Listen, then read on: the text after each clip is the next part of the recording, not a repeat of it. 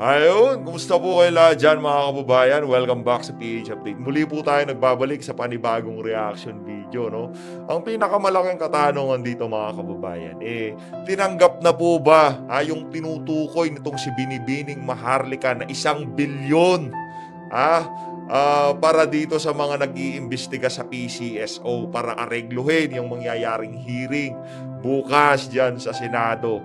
Tinanggap na po ba nitong mga senador na to? Yun ang tanong dyan mga kababayan. Pero tayo dito sa PH Update, naniniwala po tayo. At sana tama po tayo dito sa isa na to na hindi tatanggapin ng mga senador na to kung ano man ang ibabato nilang halaga sa kanila para manahimik at hindi napakialaman itong PCSO na to. Kasi mga kababayan, ano na lamang yung 1 bilyon, di ba? Ganyan po kalaki yung mga jackpot diyan sa diyan sa PCSO. 698.8 million pesos po yan mga kababayan. Yan po yung pinalalunan noong January 17, 2024. Na kung saan questionable at mayroon pang ibang mga nagsasabi na malapit daw po kay konektado daw di umano kay Mel Robles ang nanalo dito sa particular na jackpot na to. Ito naman mga kababayan, itong ating transport group palong-palo po, pakinggan nyo mga kababayan. Tutulong ka, Presidente!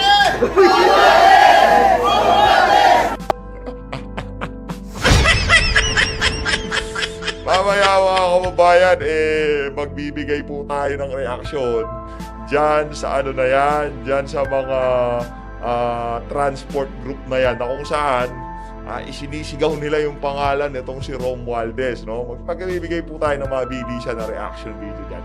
At pasadahan din po natin ang mabilisan. Itong si Saldico, hindi po natin mawari kung anong problema niya dun sa 51 billion. Saldico, ang sabi po kasi, the Department of Public Works and Highways, DPWH, has confirmed that the District of Davao City Rep. Paulo Duterte received 51 billion for infrastructure project during the last 3 years of his father's term in Malacanang. Ano problema doon? And so, ngayong tumanggap itong si Congressman Pulong Duterte na hindi naman pala siya tumanggap.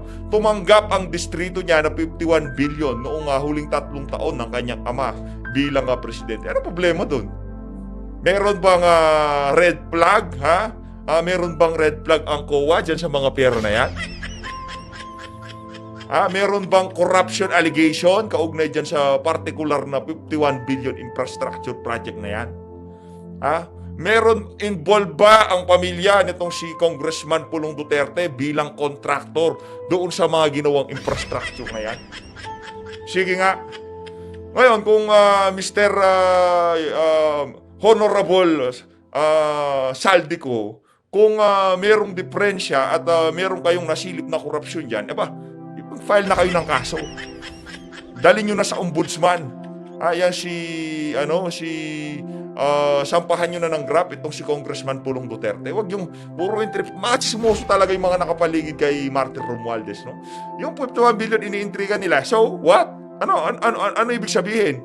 Ngayong nabigyan ng 51 billion, may red flag ba yung Commission on Audit? Meron bang ninakaw na pera dito sa 51 billion na to? And so, ano problema doon? Sige nga, pakipaliwanag. Ipaliwanag nyo, hindi yung tipong babatuhin nyo 51 billion para saan? Para mag-speculate yung ating mga kababayan, kinurakot na naman ng mga Duterte yan.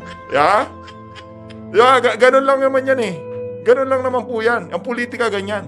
Ibabato nila sa'yo kahit hindi naman kahit irrelevant, kahit na hindi naman relevant sa usapan. Ibabato nila yan for the sake na mapakita lang nila yung 51 billion. Nga, sabi ko, hinahamon kita dito sa PH Update. Anong issue dyan sa 51 billion? Okay, sige. Scroll down tayo ng mabilisan. Ito na naman po mga kababayan. Ito. Ang sabi po nitong si Bicol Party List Rep. Elizalde said that 51 billion allocation for infrastructure project received by Rep. Paulo Duterte District in the last 3 years of his father's term, Malacanang was an presidente. Ano ang presidente doon? Ano ang presidente doon? Puro saldigo po ito mga kababayan, puro saldigo. Di po natin alam, itong politiko, ano problema dito sa 51 billion? Ito po mga kababayan, ito po ang sabi. The increase in the proposed allocation for the District of Davao City, Rep. Paulo Duterte, means that funds for another project was reduced. Anak ng Veteran Garapata. Galing! Basta gawan natin ng anggulo para masiraan niya si Paulo Duterte, di ba? Ganun na ganun po yung target nila dito. O sige nga, yung inyong pag-allocate dyan sa House of Representatives na mahigit 2 billion sa inyong travel expenses, pero hindi nyo naman pala gagamitin, mayu-utilize yung buong 200 billion, 2 billion pesos, wala pa sa 50 million yung inyong travel expenses. Bakit nyo tinitenga sa inyong mga accounts dyan sa House of Representatives yung 2 billion? Sige nga. Sagot. Yan ang problema dyan kasi po itong si Paulo Duterte, nagsalita to, ang dating parang ang presidente, itong si Martin Romualdez, mga kababayan. Kasi binatigos nitong si Paulo Duterte, itong si Martin Romualdez, at itong nagsusulong dito sa People's Initiative. Ngayon, siya po ang napuputukan.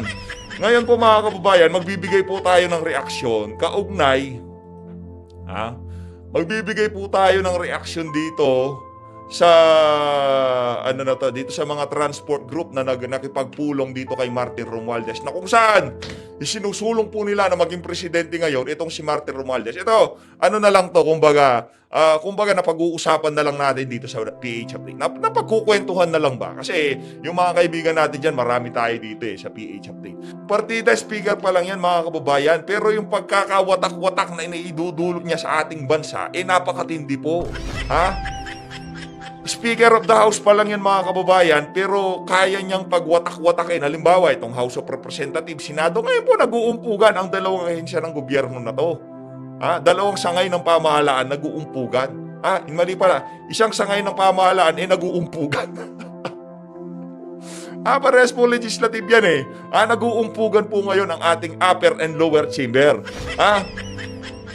Sino may kasalanan ba't nag-uumpugan yung dalawang chamber na yan ng ating legislatura?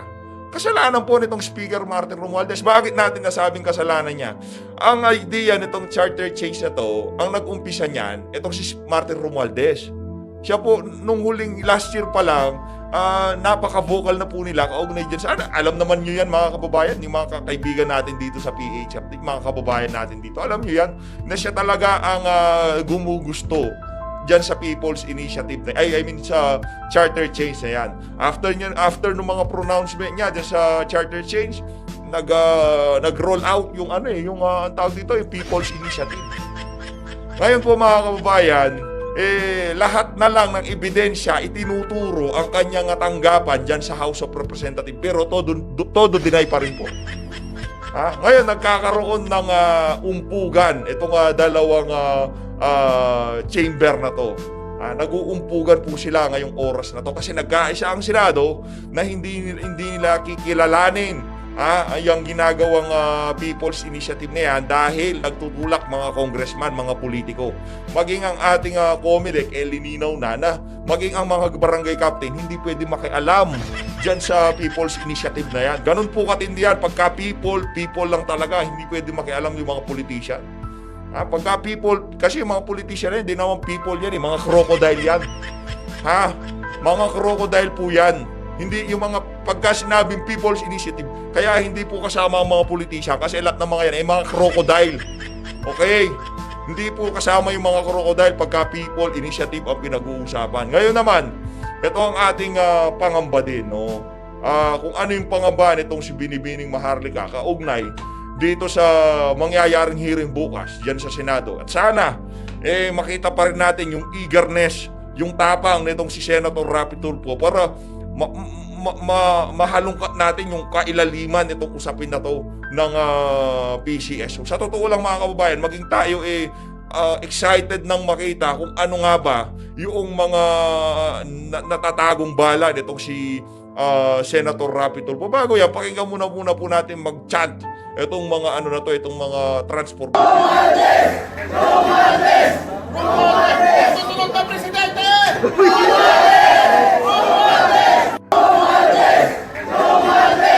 Ano ako ng Betang Garapata? Masyadong ano po, masyadong obvious.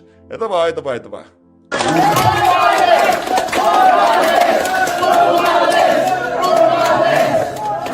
Lahat naman tayo, mahal natin mga jeepney. Ako ng Betang Garapata. Patigilan nyo nga kami sa mga kabalbalan nyo. Yan talaga ang imahinta ng ating Pilipino. Loko-loko. Jane, ngayon papaliwanag natin bakit hindi na taliwas na ang ginagawa nitong si Romualdez sa gustong mangyari ng administrasyon. Sige, papaliwanag po natin na mabilisan. Bakit nga ba itinutulak yung jeepney modernization program na yan? Sige nga, sagot sa baba. Sagot. Tayo na lang, okay? Kaya po ginagawa yan kasi sa kakatravel nitong si Marcos Jr. Nakita niya yung transport facility sa ibang bansa. Napakaganda. Yung sa atin, napakabantot. Ngayon, siguro napagtanto nitong si Marcos Jr. Ang gaganda ng mga transport nila dito, facility, yung kanilang mga sasakyan, ang gaganda. Mag-modernization nga tayo, di ba? Ang gusto ng Pangulo, ang gusto ng Executive, gusto ng LTFRB, magkaroon na tayo ng modernization program kasi ang babantot at ang bubulok na, ang babaho ng usok, ang dudugyot, mayat maya sira, nawawalan ng preno, nakakatakot sumakay dyan sa mga lumang jeepney na yan. Hindi naman natin linalahat. Meron tayong mga kaibigan na namamasada ng jeep at ginagaranti ako sa inyo mga kababayan, yung jeep ng mga kaibigan natin mababango. Okay? Ngayon, ito. Kaya sa tingin natin, kailangan na mag-resign itong si Martin Romualdez. Ganito lang kasimple yan. Kung ang pinsan mo, kasi kung sino presidente, kung ano yung mga legislative agenda niyan, kung ano gusto niya mangyari, susuporta ka, di ba? Ngayon, ang ginagawa po nitong si Martin Romualdez, imbis na suportahan yung agenda ng kanyang pinsan na mabigyan ng dekalidad, mabango at magandang serbisyo ang ating mga kababayan sa ating transportation, ang dating parang gustong panatiliin itong mga bulok, maya sira, ang babantot, sira-sirang upuan, ang dudugyot na ating mga jeepney. Mga kababayan, sa totoo lang, kung halimbawa 10 piso pamasahe, gawin mong 15 pesos o 20 pesos, pasakayin mo yung tao sa naka-aircon at komportable. Walang problema doon eh. Walang problema doon. Kung gano'n ang ipapalit, okay lang. Anong identity? Hayaan nyo na yan. Importante yung convenience tsaka yung safety ng mga mananakay. Dami na nang magagalit nito kay PH Update. PH Update, identity ng mga Pilipino yung ng mga bulok na yan, yung mga puro usok, mga bastos na driver. Identity daw natin yun. Kayo na lang, identity nyo yun. Ay, nako. So, ang ang questionabling bayaran na ino-offer nga is 1 billion for Tulfo. That's a question, okay? Na tatanggapin Question daw po question. Malinaw, question. Ang sinasabi, pang-areglo daw ng PCSO kay Senator Tulfo, ito dinirekta na nitong si Binibining Maharlika. ba niya o tinanggap niya na ba? I don't know. Okay? Dahil wala pa yung puting ahas dun sa likod eh. Baka mamaya nandoon na siya. And 400 million for Pimentel. Okay? Ngayon, bagong Pilipinas, mahal ang bigas, sabi ni Benny Fajardo. So, narinig ninyo, mga palangga, mga kababayan, narinig ninyo kung gaano kadorobo itong gobyernong ito. Dahil nga, mismo sa bunganga ni Lisa Smugs, okay, pakita ko muna to. Doon sa bibig niya na sa video na sama-sama tayo maging milyonaryo. Alright? Actually, 671,000 views na siya sa TikTok. By the way, this is my TikTok account. Teka, baka nakikita yung sexy, yung hubad kong hubad kong picture. Charing-charing lang. Okay. Here. See that? So that's my TikTok account. Okay, that's my legit Oh, TikTok wala na, account. wala na, It's only wala na. 22.9 thousand followers. Ayan. So, ayan si Lisa Smugs. 671 ang views. Ito yung video na. Meron nga kulang eh. Yung hinihintay natin sabihin niya yung salamat sa mga ginawa mo sa ating bansa. Yung birthday greetings itong si tinanggal na natin baka kasi Marius content tayo dito kay Ayan. Sama-sama tayo para maging millionaire.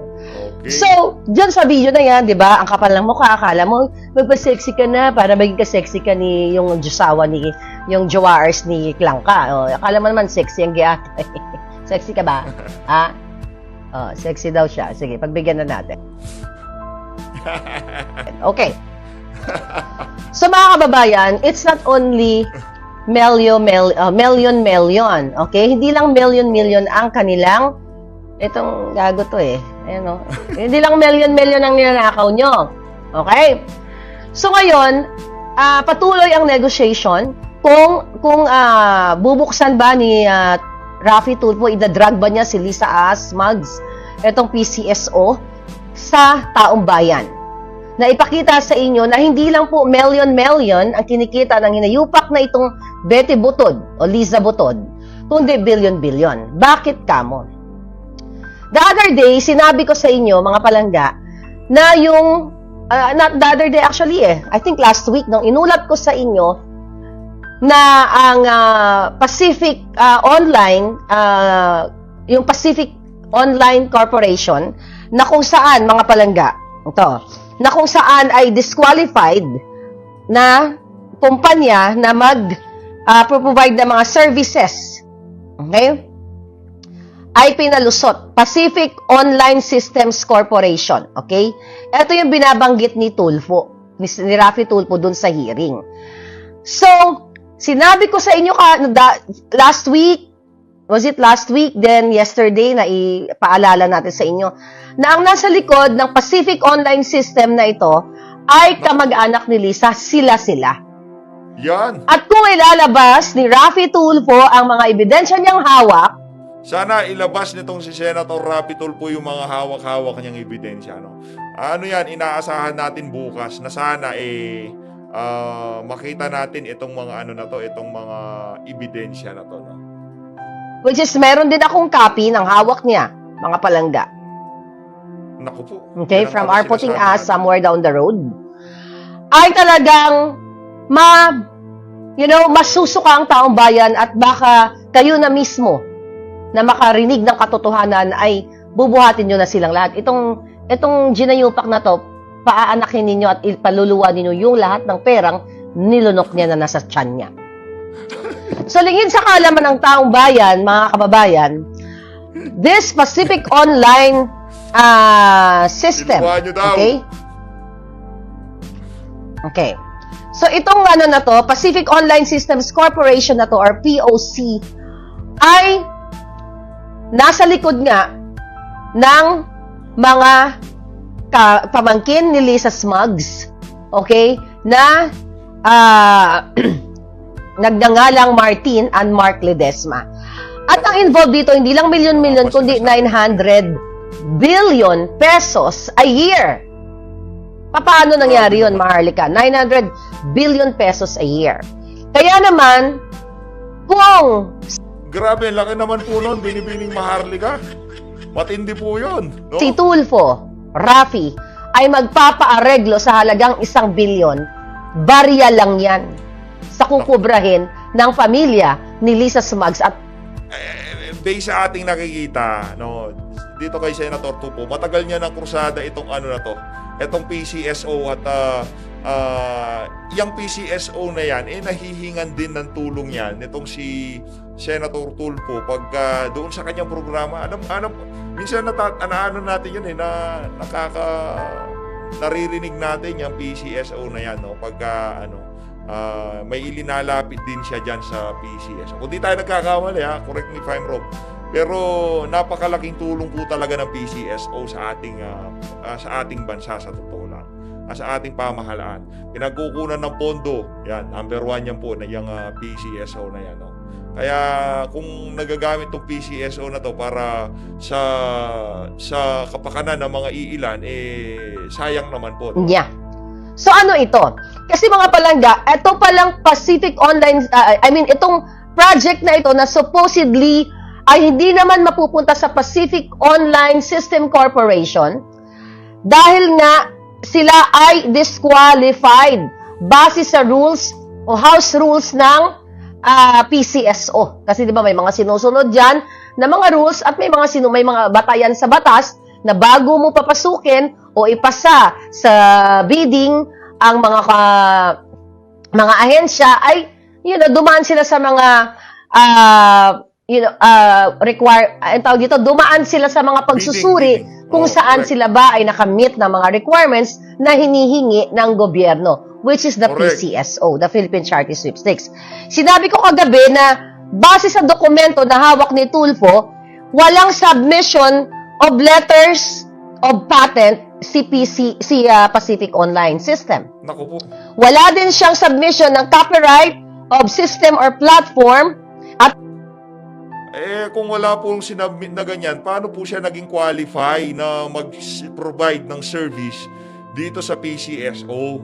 wala din siyang submission ng World Lottery Association Security Control System. So sa makatuwid, di ba, sinabi ko kagabi sa inyo na even 27 years na sa industriya ng online gaming platform, itong Pacific Online na ito na nang nasa likod ay si Lisa pa rin at kanyang mga pamangkin na mga Ledesma, mga palangga, ay hindi Grabe, no? Ang dating parang ginawang family business itong ating gobyerno. Anak na Petrang Garapana. hindi niya na-meet yung Hoy, pupunta pa kayo doon sa kick-off rally ng Bagong Pilipinas. Hindi naman natapos yung dito sa mga to, campaign season. Ano na to, kalokohan na kick-off rally na to ngayon.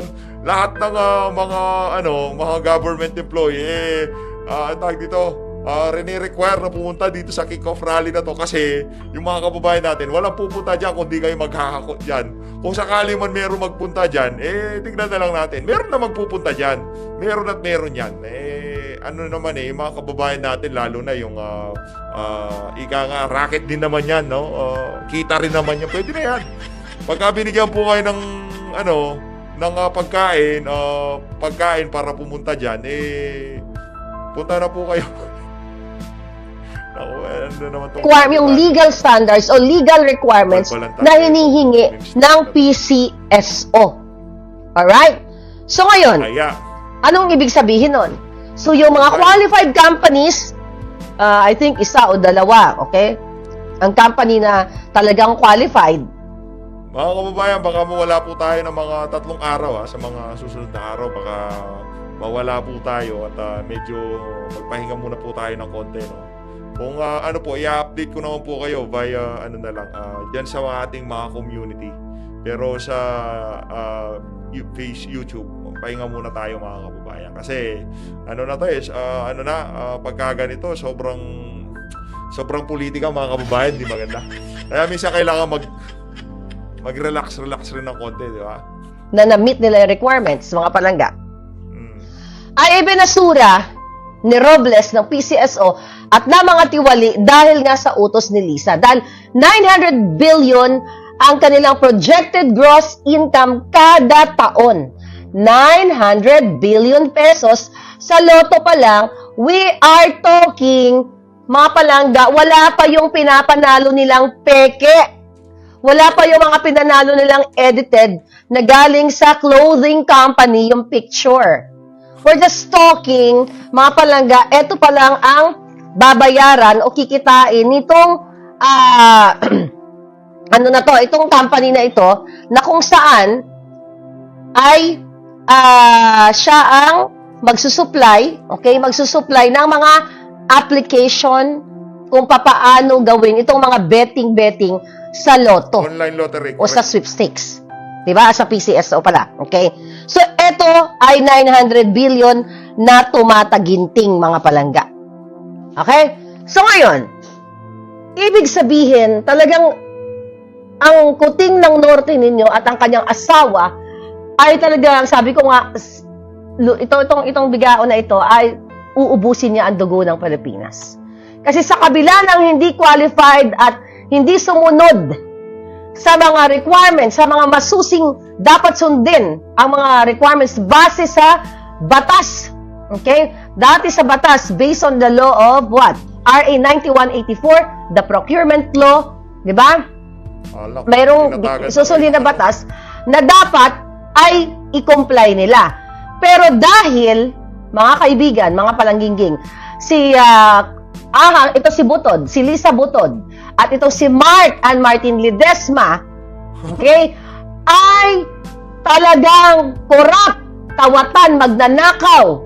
Naku po. Ayun na nga mga kababayan. Ito na po na tatapusin ang ating reaction video. Mag-ingat po kayo. To God be the glory. Mag-ingat ka, binibining mahalaga. Medyo maaang-ang ang iyong mga binibitawang mga latanya dyan. Maraming salamat po. Mag-ingat po kayo lahat. Mahalin natin ang Pilipinas. Magkita-kita po tayo mamaya ulit. Maraming salamat po mga kababayan.